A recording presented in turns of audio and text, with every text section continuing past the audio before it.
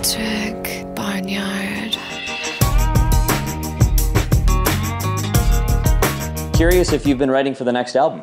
I have been writing for the next album, and I'm super pumped up about it. I'm going to make it in my barn again, and I'm going to work with a lot of the guys in my band, in fact, probably all of them, and looking forward to it.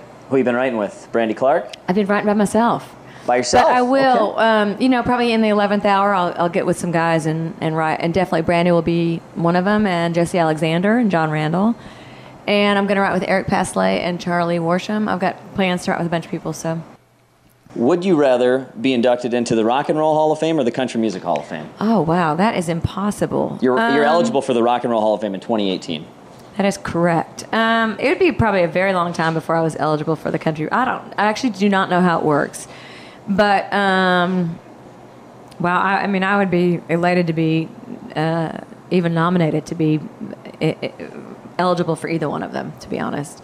I mean, I know Johnny Cash and Willie and so many great people, Chris Christopherson, people like that, are in the Rock and Roll Hall of Fame. Shania Twain's actually eligible in 2018 too for the Rock and Roll Hall of Fame. Yeah, it's I think rock and roll and country music are kind of cousins. So I don't know. It's hard to talk about that stuff. You would take either one. I'd take Who either wouldn't? one. Who wouldn't? Who wouldn't? Yeah. You sang backup for Michael Jackson, and I'm curious to know what you think of what's happening with his music.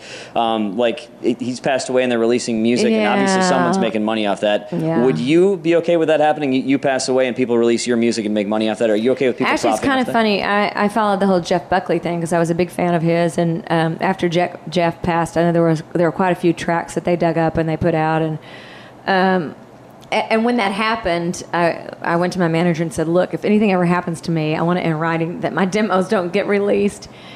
Because if they were something I felt like represented the quality of music that I've always wanted to make sure that came out, I would put it out. So I don't want people going and releasing stuff that I feel like isn't representative. And I feel like with Michael... people that are very involved in his career have made statements about the fact that it's probably money driven. So I don't think he would be very pleased, but I haven't heard it. So one last thing for you. I want you to finish the lyrics. From their old familiar faces and their old familiar ways. From their old familiar faces and their old familiar ways.